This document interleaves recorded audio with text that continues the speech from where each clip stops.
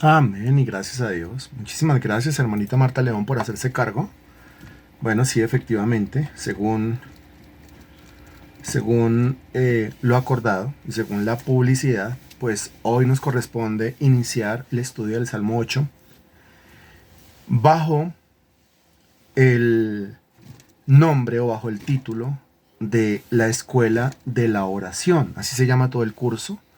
La Escuela de la Oración. Recuerde usted que estamos aprendiendo a orar, tomando como base las oraciones que los hombres y las mujeres hicieron y quedaron plasmadas en las páginas de la Sagrada Escritura. Ubíquese por favor en el Salmo capítulo 8, sea tan amable, y regáleme el título que usted encuentra en el Salmo capítulo 8. Gracias. Salmo capítulo 8. Regáleme ese título, por favor. Gracias. Bienvenidos al aula de clases, bienvenidos al discipulado. Título. La pregunta es para todos, ¿cierto? Título.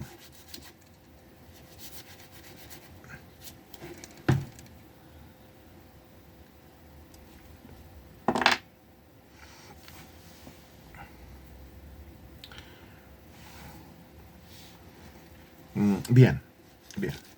Sí, si es una Reina Valera 1960, normalmente va a tener el mismo título. Ok, dice, la gloria de Dios y la honra del hombre. Muy bien. Cuando usted lee el Salmo capítulo 8, que revise y se va a dar cuenta que tiene 9 versículos. 9. Cuando usted lee los 9 versículos del Salmo capítulo 8, usted llega a una conclusión. La conclusión es que se está hablando sobre todo de una cosa. Eso, cuando usted lee el versículo 1 y después de leer el versículo 1, usted salta al versículo 9. Es decir, cuando usted lee el primero y después lee el último, haga el ejercicio que le estoy proponiendo. Lea el primer versículo y después brinque y lea el último y dígame de qué es que se está hablando ahí. Porque se abre el salmo hablando de eso y se cierra el salmo hablando de eso. Conclusión, ¿de qué está hablando el salmo? Léalo.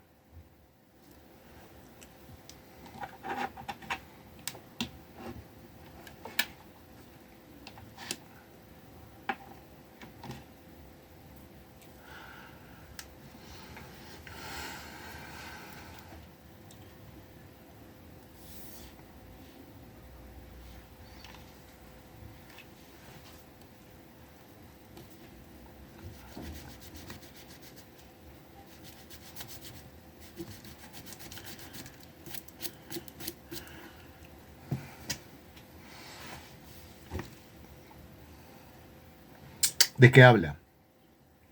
Versículo 1 y el versículo 9, ¿no? El versículo 1, oh Jehová, Señor nuestro, cuán glorioso es tu nombre en toda la tierra. Versículo 9, oh Jehová, Señor nuestro, cuán grande es tu nombre en toda la tierra, ¿no? Versículo 1, cuán glorioso. Versículo 9, cuán grande es tu nombre en toda la tierra. ¿De qué está hablando? Haga el ejercicio, por favor, y responda. ¿De qué está hablando? ¿De qué está hablando? Usted responde de Dios, pero ¿qué es lo que está diciendo de Dios? De la gloria de Dios. Bueno, más cierta esa respuesta, más puntual esa respuesta. Del glorioso nombre de Jehová en la tierra. Eso está chévere. De la gloria y la grandeza de Dios. Bien. Dando de la gloria a Dios. Bien. La grandeza de Dios. Bien. La grandeza de Dios. Bien. Nombre de Dios. Pero ¿qué es lo que dice el nombre de Dios? La gloria y la grandeza de Dios. De la gloria de Dios. Del glorioso nombre del Señor. Muy bien. Dese cuenta usted que en el versículo 1 y en el versículo 9 se está haciendo algo. El salmista está haciendo algo. ¿Qué está haciendo? Pues está hablando con Dios, o sea, está orando. Pero el tema de su oración es ¿cuál? ¿Qué es lo que está haciendo a través de su oración? Orar es hablar con Dios, ¿no? Orar es una conversación con Dios. Y al hablar con Dios, al conversar con Dios, pues podemos estar haciendo una, dos, tres, cuatro, un montón de cosas. Aquí, ¿qué está haciendo el salmista en su conversación con Dios? Oh Jehová, Señor nuestro, cuán glorioso es tu nombre en toda la tierra. O en el versículo 9, oh Jehová, Señor nuestro, cuán grande es tu nombre en toda la tierra. ¿Qué está haciendo el salmista en su oración?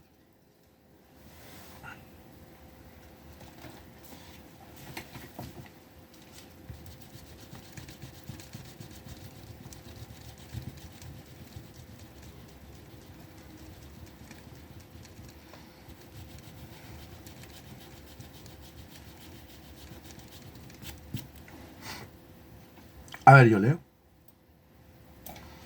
¿Qué está haciendo? Está exaltándolo, muy bien. Glorificándolo, muy bien. Alabando, muy bien. Reconociendo, muy bien.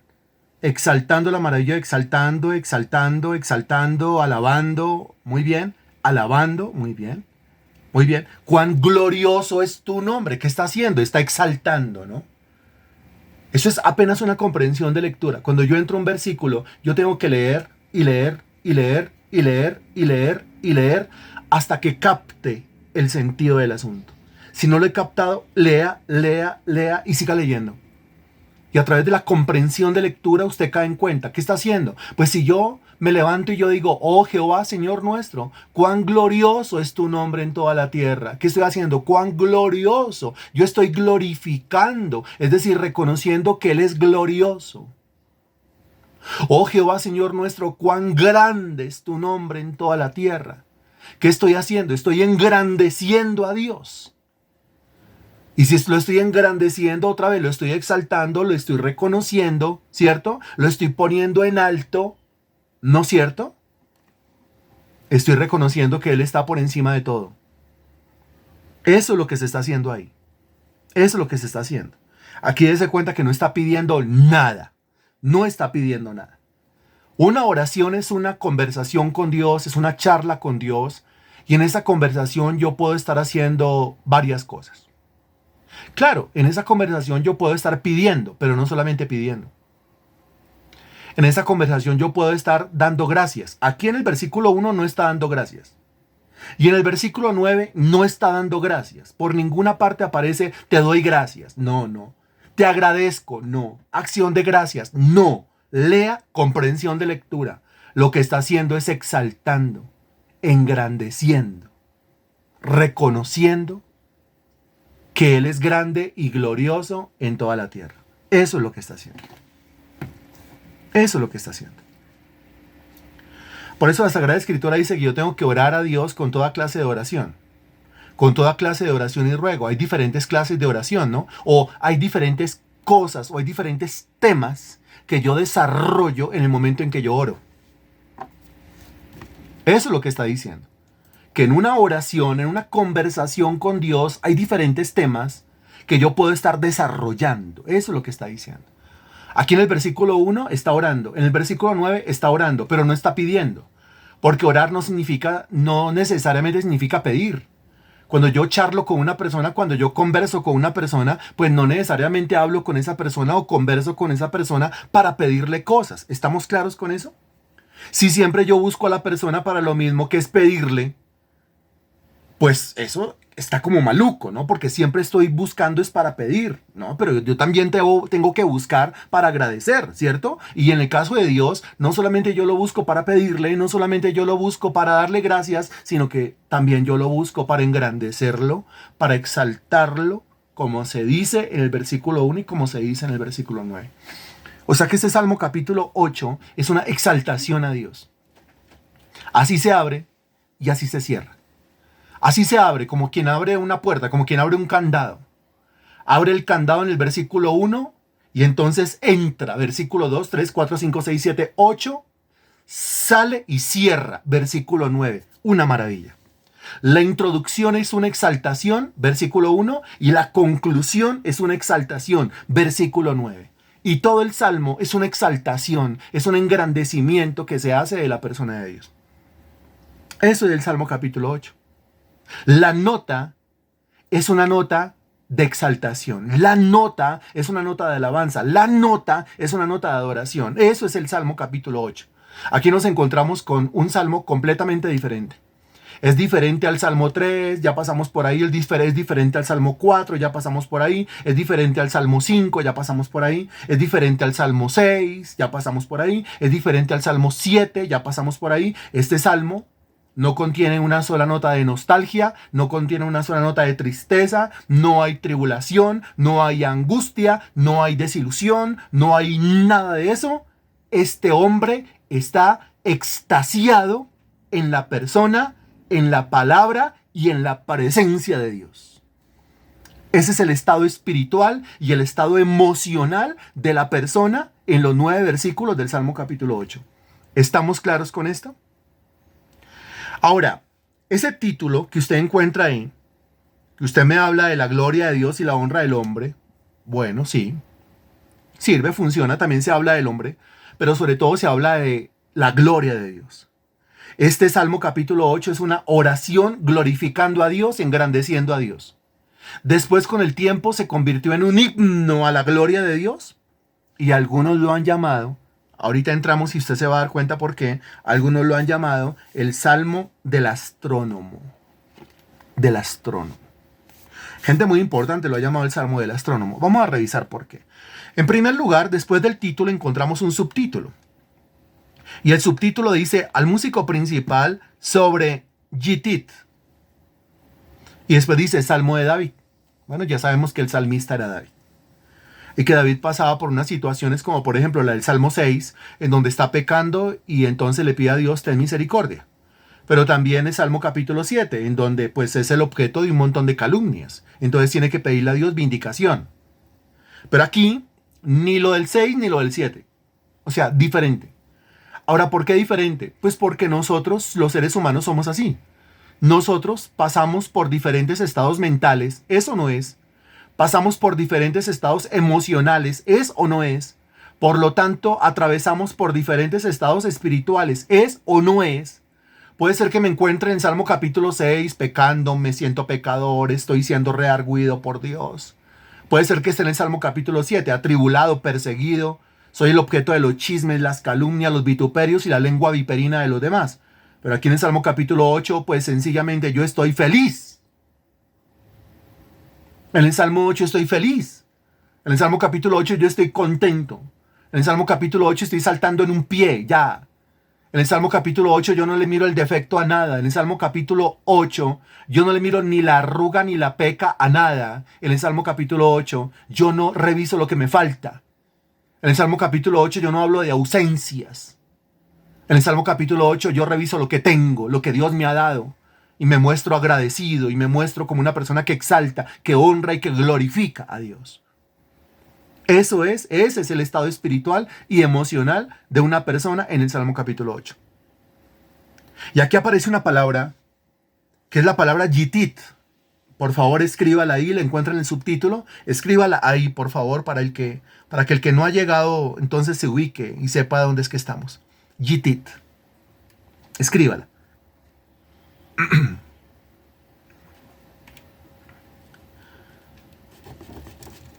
Muy bien. Encontrar el significado de esa palabra Gittit. ¿Pero por qué ese subtítulo? Pues porque el subtítulo no está puesto ahí porque sí. El subtítulo está puesto ahí porque el subtítulo nos regala algo. ¿Se acuerda? El subtítulo nos regaló algo. Por ejemplo, el subtítulo del Salmo capítulo 6 nos aclaró el panorama con respecto a qué. Porque los subtítulos nos dan eso. El subtítulo del Salmo capítulo 7 también nos regaló eso. El subtítulo nos regala qué, nos aclara qué. Eso solamente lo puede hacer el subtítulo. El subtítulo.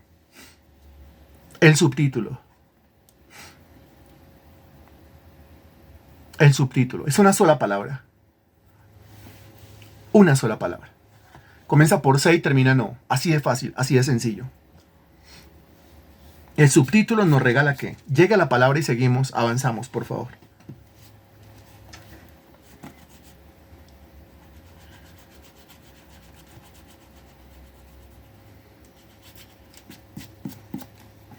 Excelente, Joana, muy bien. Eres una mujer muy aplicada. Excelente. Ahora, ¿eres tú o es Edwin? ¿Eres tú o es Edwin? Al que honra, honra. Excelente, muy bien. Muy bien. Sí, de eso hemos estado hablando. Bueno, ¿y la respuesta de los demás dónde está? que mínimo 15 respuestas tenían que aparecer ahí, ¿no es cierto? Mínimo 15. Y apareció solamente una respuesta correcta. ¿Y dónde están las demás respuestas? Ok, ya no valen, que ya pues Giovanna contestó. Muy bien, el subtítulo nos da el contexto. El contexto. El subtítulo no me da el tema, no. Es el título el que me da el tema. El título me da el tema. Mire que en la Reina Valera aparece la gloria de Dios y la honra del hombre. Ese es el tema. ¿Pero por qué se va a hablar de eso? Revise el contexto. ¿Y dónde encuentra el contexto? El contexto lo encuentra en el subtítulo. Aquí entonces nosotros le hallamos el valor, le encontramos el valor a los subtítulos. Cuando uno lee los salmos, cuando uno lee los salmos, lastimosamente uno ni lee los títulos, ni lee los subtítulos. Uno a eso no le importa. Uno pasa a leer el versículo 1. Oh Jehová, Señor nuestro, cuán glorioso es tu nombre en toda la tierra. Y eso es un gravísimo error.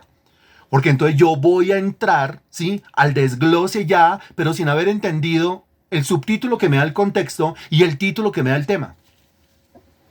Yo para entrar a los versículos tengo que ir ya preparado con el tema de qué va a tratar y con el subtítulo, o sea, el contexto, por qué se va a tratar ese tema en esos versículos. ¿Estamos claros con el entendimiento de lo que sería el título y el subtítulo de un salmo?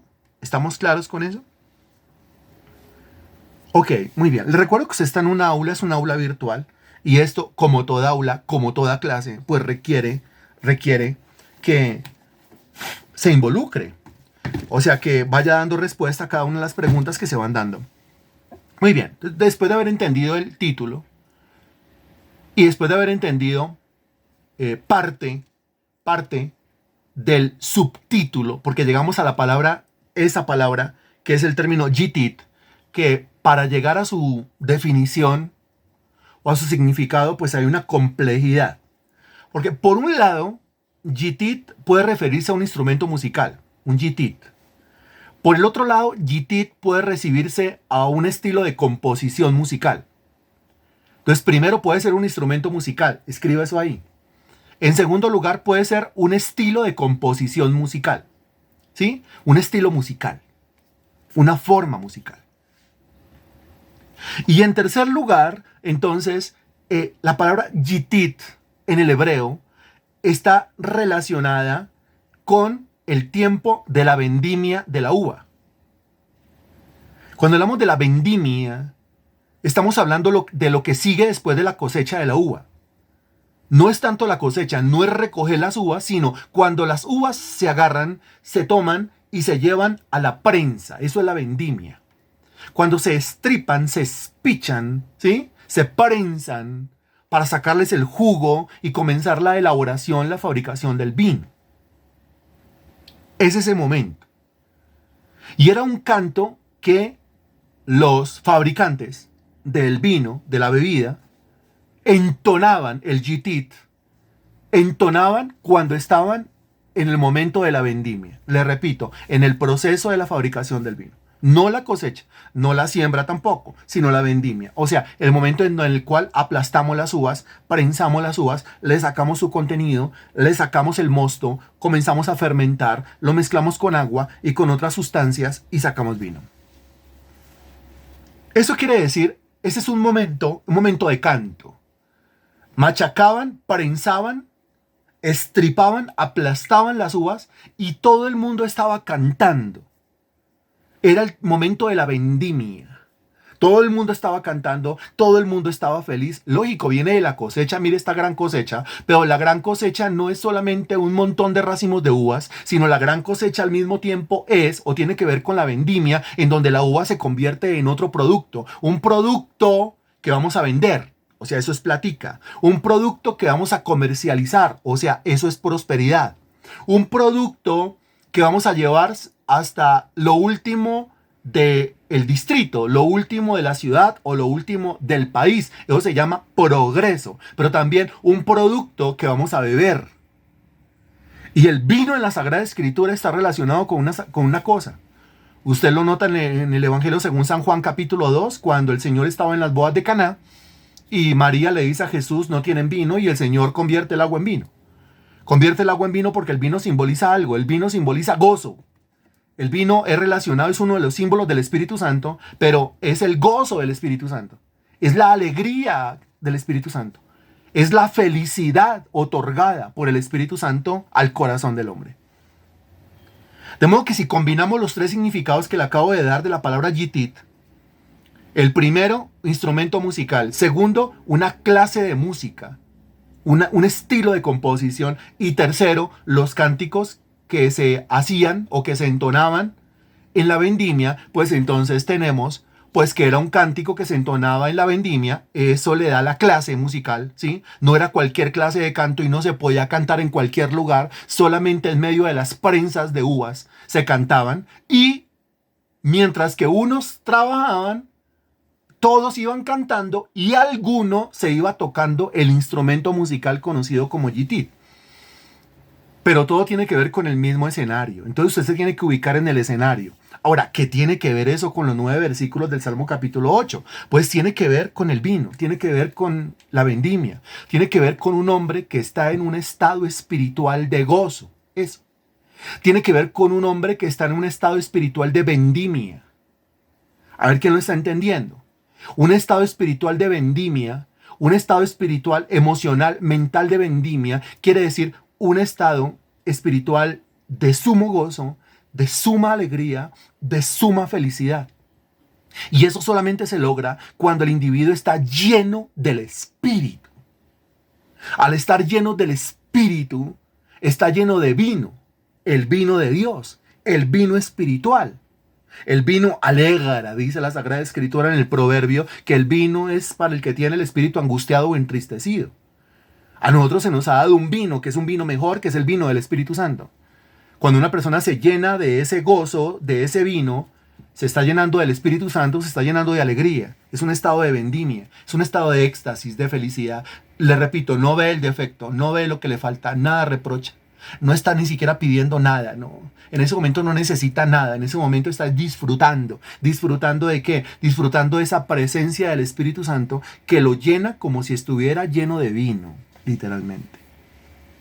Está en una fiesta espiritual, muy bien. Embriagado pero por el Espíritu Santo, muy bien. Eso es. Pregunta.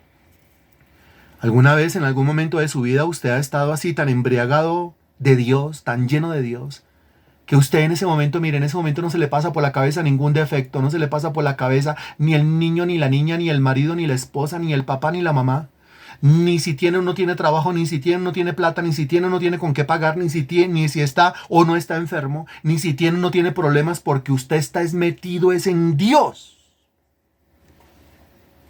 ¿Sí le ha pasado? Y debería ser la constante en la vida del cristiano, ¿no? No debería ser un momento. Sí, yo me acuerdo hace 45 años que yo experimenté eso. No puede ser una experiencia de hace 45 años. Debería ser la norma, la regla general. Cuando uno está lleno del Espíritu Santo, mire, cuando uno está lleno del Espíritu Santo, uno pone la mirada en Jesús, el autor y consumador de la fe.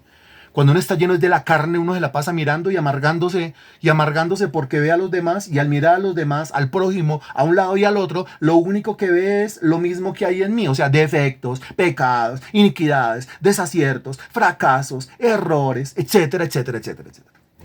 Y eso es causa de amargura. O sea, nosotros nos amargamos porque nos la pasamos mirando hacia los lados. Por eso nos amargamos. Nosotros nos amargamos porque nos la pasamos mirando hacia los lados.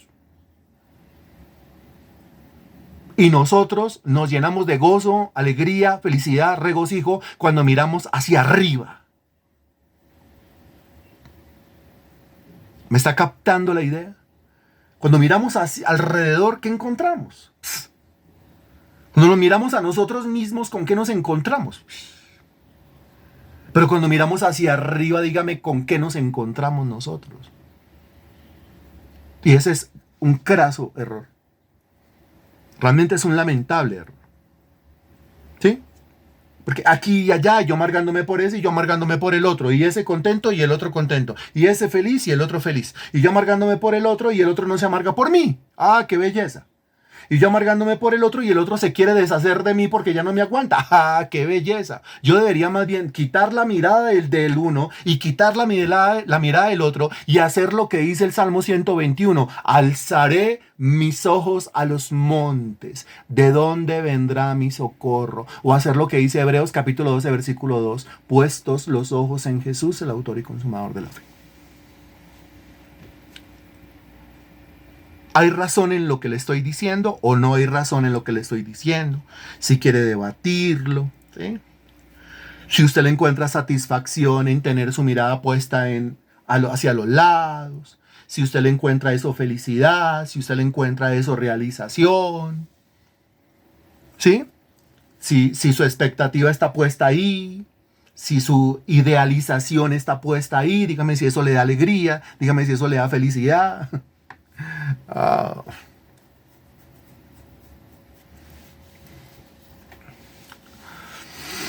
Recuerde que según Romanos capítulo 4, cuando yo me la paso mirando hacia los lados, eso debilita la fe. Y si eso lo dice Romanos 4 es por algo, ¿no?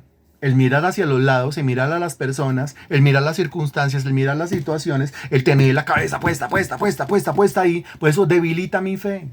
Cuando yo pongo mi mirada en donde tiene que estar mi mirada, en la promesa, en la palabra, en la presencia, en Dios, en el trono del Señor que está arriba, pues eso fortalece mi fe. Entonces volvemos a hablar de lo mismo. Volvemos a hablar de lo mismo. Aquí nos encontramos con un hombre que puso su mirada en Dios. Y entonces mire lo que está diciendo Johanna, pues puso su mirada en Dios y toda amargura se desvanece. Y los problemas, ¿cuáles problemas? Yo no tengo problemas. A ver, una persona embriagada por el vino, los problemas, ¿cuáles problemas? Yo no tengo problemas. Yo estoy en un estado de éxtasis. Porque está lleno de vino, está lleno de mosto. En nuestro caso, lleno de Dios. Así los problemas se desvanecen. Si yo siento que los problemas me están superando, si yo siento que los problemas son más grandes, es porque tengo puestos los ojos, la mirada, la mente. La ilusión, la expectativa, la idealización es en los problemas, es en las situaciones, no en Dios. Y aquí entonces, mire, entre signos de admiración en el versículo 1, dice, oh Jehová. Es el salmista. ¿Quién es? El subtítulo nos dice, David, que está en un momento de vendimia literal, física, allá entre uvas, sí, es el momento de machacar las uvas en Israel, pero sobre todo está en un momento de vendimia interna. Está en un momento de vendimia espiritual, mental y emocional, de gozo. O sea, está salido de aquí. ¿Para qué estamos aquí? Sálgase de aquí y métase en Dios. Eso es. Y metido en Dios, absorto en Dios, entonces el versículo 1 dice, oh Jehová, Señor nuestro, cuán glorioso es tu nombre en toda la tierra. Lo impactante aquí es que David habla de lo glorioso que es el nombre de Dios en toda la tierra, pero no es capaz de decir cuán glorioso es. ¿Qué tan glorioso es? Porque eso no se puede medir, eso no se puede decir, eso no se puede expresar, eso no se puede comparar con nada. Por eso dice, cuán glorioso es tu nombre en toda la tierra. Y si le pregunta a David, ¿qué tan grande es el nombre de Dios? Él va a decir, ¿yo qué voy a saber? El nombre de Dios es una cosa eterna, una cosa infinita, una cosa inmensa, una cosa que no tiene fin. Así es la gloria de Dios en toda la tierra. Así es el nombre del Señor en toda la tierra. Cuán glorioso es tu nombre en toda la tierra. Uf, qué impresionante. Qué impresionante. Esto es muy diferente a esos momentos de supuesta adoración en donde decimos, vamos a adorar, vamos a alabar, vamos a exaltar a Dios. Y entonces el individuo lleno de problemas dice, Señor, te amo, Señor, te amo, Señor, te alabo, Señor, te alabo, Señor, te adoro, Señor, te adoro, Señor, te bendigo, Señor, te bendigo, Señor, te exalto, Señor, te... ¿Qué alabanza ni qué exaltación le está haciendo a Dios? No. La adoración a Dios es en el Espíritu, ¿se acuerda? El Señor Jesucristo dijo, mire, el Padre anda buscando adoradores que lo adoren en espíritu y en verdad. ¿Qué es adorar a Dios en espíritu y en verdad? Adorar a Dios en espíritu y en verdad es Salmo 8. No tengo otra mejor manera de expresárselo. Adorar a Dios en espíritu y en verdad es Salmo capítulo 8. Es extasiado en la presencia de Dios, metido en la presencia de Dios, con una fuerza, con una energía, con una motivación, con unas ganas, en donde la vida misma no importa, yo no importo, mucho menos los que están a mi alrededor y mucho menos las situaciones, mucho menos las circunstancias.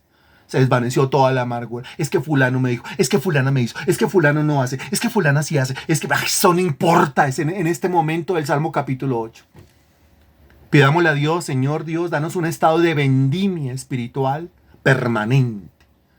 Dame un estado de vendimia mental y emocional permanente, mi Dios. Pregunta, con respecto a temas como la tristeza, con respecto a temas como la soledad, con respecto a temas como la depresión. Dígame, si una persona está llena de Dios, del vino de Dios, del mosto de Dios, del Espíritu de Dios, dígame, la tristeza, la soledad y la depresión van a señorear sobre esa persona. ¿Le van a ganar la batalla a esa persona? Cuando una persona está llena de Dios y está en este estado espiritual que demuestra el salmista en el Salmo capítulo 8, no hay tristeza que valga, no hay soledad que valga, no hay depresión, ni desilusión, ni desmotivación que valga. Todo eso se va. Entonces, ¿por qué en mi vida no está? El culpable no es Dios, aquí ni siquiera el culpable es el diablo. El culpable soy yo, que no entiendo que yo debo estar en el Espíritu todos los días, todo el día, mañana, tarde y noche, estar en este estado, contemplando la gloria de Dios. Bueno, eso hasta ahí, hasta donde se cierra el signo de admiración. Pero nos queda una línea. Esa línea dice, has puesto tu gloria sobre los cielos. Y aquí entonces nos encontramos como con una especie de bosquejo, como con una especie de división natural del mismo salmo, que usted la va a notar ahí. Porque mire, fije sus ojos, sus oídos en lo que le estoy diciendo, pero sus ojos ahí en el Salmo capítulo 8 en los renglones. Pregunta, ¿usted no nota? De pronto no en todas las Biblias, pero en algunas sí. ¿Usted no nota que hay un doble espacio entre ahí donde se cierra el signo de admiración y la palabra has? ¿Sí nota que hay un doble espacio ahí? Que eso está como separadito ahí. Usted dice, ¿por qué lo mandaron por allá? ¿Sí nota que hay un doble espacio? Bueno, ese doble espacio significa división natural. Ese doble espacio significa, mire, que lo que usted leyó desde el signo de admiración hasta el signo de admiración es una primera división del Salmo. Eso significa. ¿Sí? Y después, desde la palabra has, dése cuenta que la palabra has y toda esa frase va pegada al versículo 2, hasta la palabra vengativo. Y dígame si después de la palabra vengativo usted encuentra otra vez un doble espacio. ¿Encuentra o no encuentra ahí otro doble espacio? Puede ser que no en todas las Biblias, pero sí en la mayoría. Ah, bueno. Lo encuentra el doble espacio. ¿Qué quiere decir? Que desde la palabra has hasta la palabra vengativo hay otro punto. Eso es otro punto, ¿sí? Después hay un doble espacio. Ahora, desde la palabra cuando, versículo 3, hasta el signo de interrogación después de la palabra visites, es decir, en el versículo 4. Porque después de la palabra visites hay otro doble espacio. ¿Sí lo nota usted? ¿Sí lo nota? ¿Está o no está? Ah, eso quiere decir que versículo 3 y versículo 4, completico los dos, es otro punto. Eso es lo que quiere decir, ¿no? Y después, versículo 5, versículo 6 van pegados, versículo 7 van pegados, hasta el versículo 8. Porque cuando llega la palabra mar, otra vez hay un doble espacio. ¿Hay o no hay? ¿Es así o no es así? Si es así o no es así. Bueno, no sé qué significa ese y, bueno, espero que sea así. Hay otro espacio. Eso quiere decir, versículos 5, 6, 7 y 8 son otro punto. Y solito queda de últimas, después del doble espacio, solito queda el versículo 9. Si está solito o no está solito. Eso quiere decir que el versículo 9, ya es otro punto. Entonces aquí tenemos lo siguiente. Mire, tenemos versículo 1, parte A, porque no es todo el versículo 1. Versículo 1, parte A, es un punto. Versículo 1, parte B, hasta el versículo 2, otro punto. Versículos 3 y 4, otro punto. Versículos 5, 6, 7 y 8, otro punto. Y versículo 9, otro punto. Quiere decir que el Salmo capítulo 8 se subdivide a su vez en 1, 2, 3, 4 y 5 puntos para su correcto estudio, para su correcta lectura, para su correcto desglose, para su correcta interpretación y para su correcta exposición. ¿Está claro?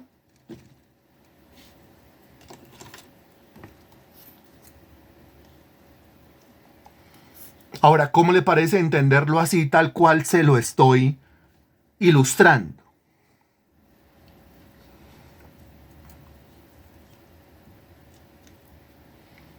¿Cómo le parece entenderlo así, tal cual se lo estoy diciendo?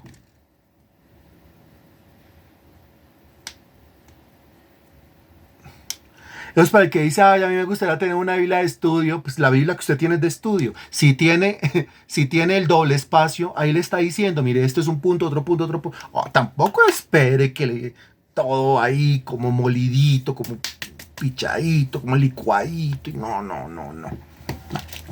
O sea, suficiente hasta ahí, creo que hasta ahí está chéverísimo. Entonces, ¿el primer punto qué es? El primer punto es una introducción.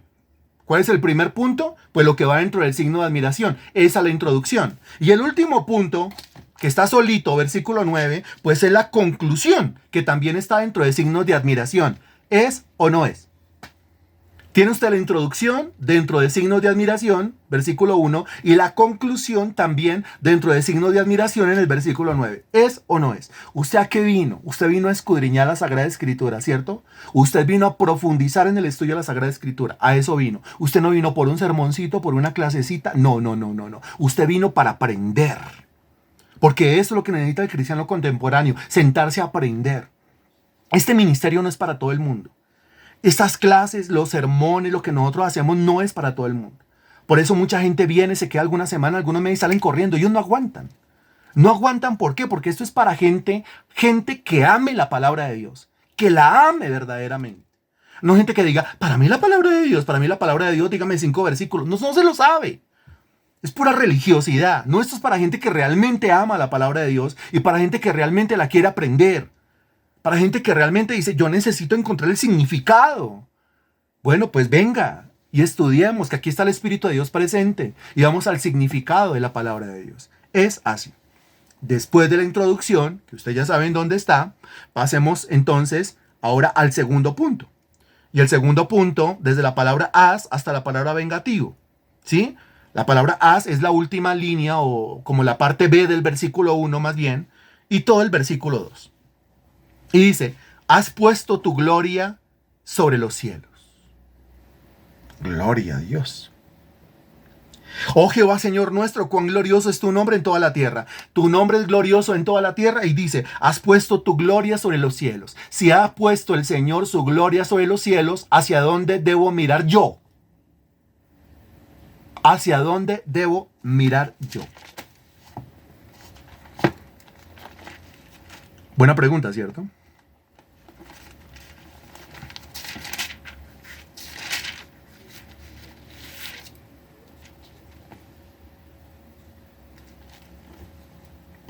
¿A dónde debo mirar yo? Pues yo debo mirar hacia donde está la gloria de Dios. Ahora, aquí hay una pregunta que hay que hacer.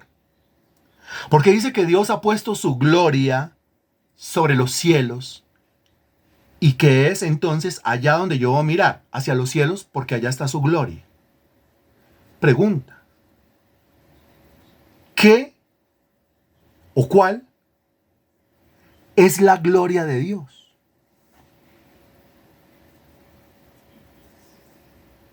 ¿Qué es eso? ¿Qué es eso?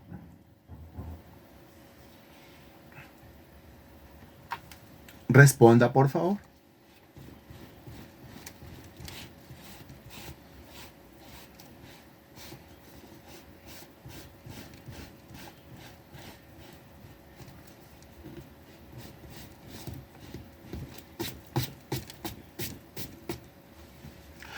Bueno, hágame el favor entonces y vaya al Evangelio según San Juan, capítulo 1, versículo 14. Repito, Juan 1, 14.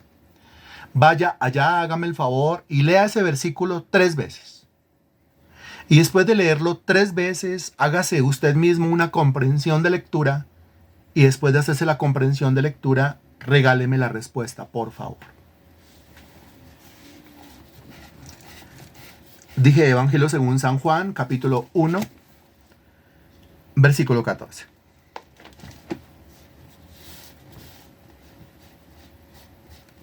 No. Ya no estoy leyendo nada, solamente le estoy pidiendo que vaya al Evangelio según San Juan, capítulo 1, versículo 14, y usted va a ese versículo y lo lee y lo entiende bien, y después de entenderlo bien, entonces ahora puede responder bien, porque es que las respuestas tienen como base versículos de la Biblia. Cuando se sienta preparado, por favor, regáleme su respuesta ahí en el chat. Muchas gracias.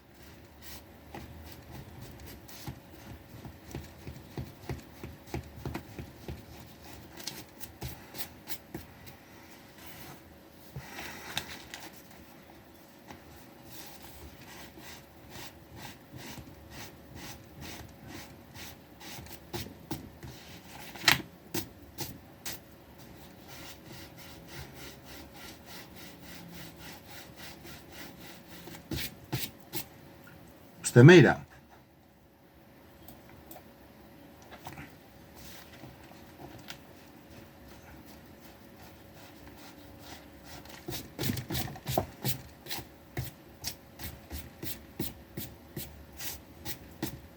Usted me dirá.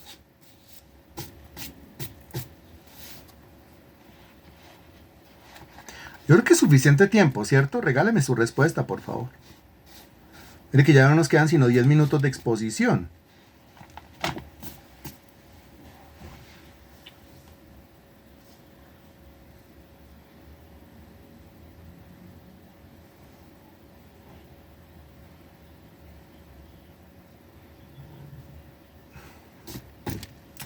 La respuesta es una sola. La respuesta es una sola palabra. La respuesta es una sola palabra. Y esa palabra es un nombre propio. O un título. Esa es la respuesta. La respuesta es Jesús, o Jesucristo, o el Verbo, o Cristo, o el Hijo de Dios con H mayúscula. Esa es la respuesta. Según Juan capítulo 1, versículo 14, es que la gloria de Dios es Jesucristo. ¿No es cierto? Ahí dice. Y entonces dice, has puesto tu gloria sobre los cielos. Por supuesto. ¿En dónde está la gloria? Entendiendo que la gloria es Jesucristo, ¿en dónde está en este momento la gloria? Es decir, ¿en dónde está en este momento Jesucristo? ¿Acaso no está sobre los cielos? ¿Acaso no se le dio un nombre que es sobre todo nombre para que en el nombre del Señor se doble toda rodilla de los que están en los cielos, en la tierra, debajo de la tierra, y toda lengua confiese que Jesucristo es el Señor para la gloria de Dios Padre? Allí está. Ahora le pregunté, si el Señor puso su gloria sobre los cielos, ¿hacia dónde debo mirar yo? Hacia los cielos, hacia los cielos. Y al mirar hacia los cielos, la idea es que mi mirada se fije en Cristo. ¿Qué es lo que dice Hebreos 12:2? Puesto los ojos en Jesús. Ah, todo concuerda perfectamente, muy bien. Ahí está, y está clarísimo. Es el salmo de una persona que está tan metida en el Espíritu, tan llena del vino del Espíritu Santo, que no tiene ojos sino para Jesús. Que es como la Sulamita diciendo, mi amado es mío y yo soy de mi amado. ¿Si has leído el libro de Cantar de los Cantares? ¿Quién ya estudió conmigo Cantar de los Cantares, capítulo por capítulo, versículo por versículo y palabra por palabra? ¿Quién? ¿Quién? Sí, muy bien. Qué impresionante, ¿no?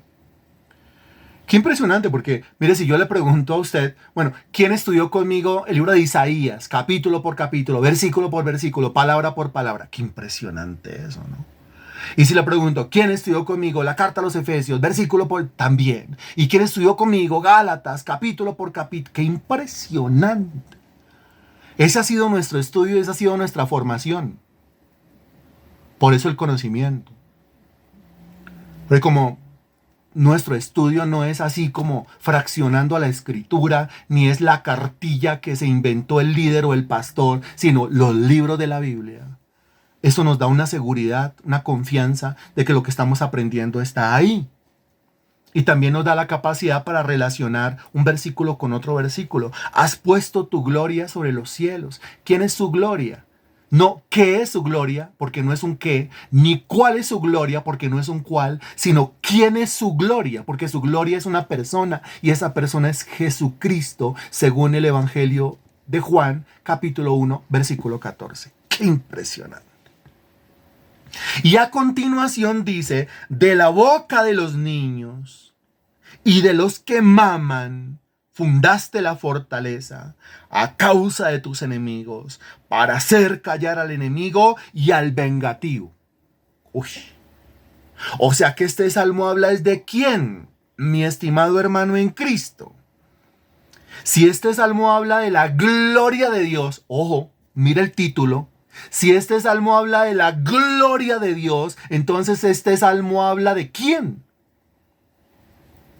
Todo el salmo, los 9 versículos. Entonces habla de quién, habla de Jesús. Porque el salmo, mire, ¿se acuerda que le dije? Revisa el título. ¿Qué dice el título? La gloria de Dios y bla, bla, bla, bla, bla, bla, bla. Déjelo en la gloria de Dios. El salmo habla de la gloria de Dios. ¿Quién es la gloria de Dios? Juan 1:14. La gloria de Dios es Cristo. ¿De qué hablan los 9 versículos del Salmo 8? De Jesucristo. Dice que Jesucristo está sobre los cielos, porque es el Señor. Y dice, de la boca de los niños y de los que maman, fundaste la fortaleza. Que hay una exaltación. Una exaltación.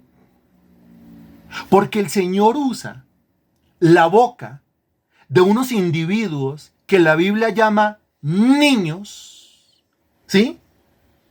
Para que a través de esa boca y a través de esas acciones el nombre de la gloria de Dios, es decir, el nombre de Jesucristo, sea glorificado.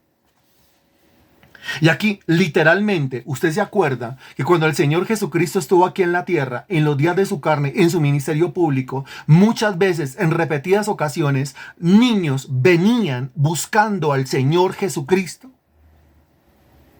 Niños que venían buscando, niños que sentían la necesidad de acercarse a Él. Niños de los cuales el Señor Jesucristo dijo, no impidan que los niños vengan a mí.